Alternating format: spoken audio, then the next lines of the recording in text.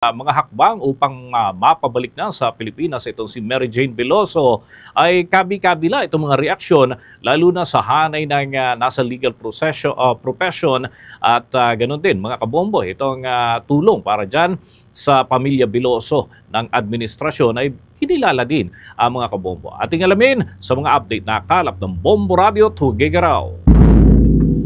Umapela si National Union of People's Lawyers o NUPL Nery Colmenares kay Pangulong Ferdinand Bongbong Marcos Jr. na mabigyan ng clemency ang Pinay death row inmate na si Mary Jane Veloso pagdating nito sa Pilipinas. Hiling ni Colmenares na proseso ng pamahalaan ang pagpapawalang sala kay Veloso sakaling makauwi na ito sa bansa upang makapiling na nito ang kanyang pamilya lalo na ngayong Pasko. Matagal na rin aniya ang hinihinging clemency o pagsasawalang bisa ng kasong drug smuggling kay Veloso na nakulong sa Indonesia ng 14 na taon. Naniniwala naman si Colmenares na inosente si Veloso at biktima lamang siya ng human trafficking at panloloko ng kanyang recruiter. Bukod kay Veloso ay hiniling din ni Colmenares na matulungan ang iba pang Pinoy na nakakulong sa ibang bansa dahil sa illegal na droga. Pag malipat siya sa Pilipinas, technically wala nang jurisdiction ang Indonesia syempre, no? Kasi nandito na yun to-turn over na nila yan sa Pilipinas.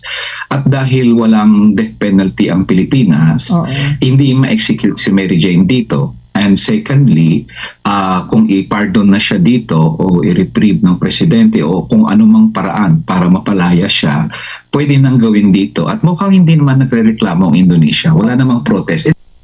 Yan ang ulat mula dito sa Bombo Radio Tuguegarao para sa Bombo Network News. Ako si Bombo Genevieve Antonio para sa #1 and most trusted radio network in the country, Bombo Radio Philippines, Basta Radio, Bombo.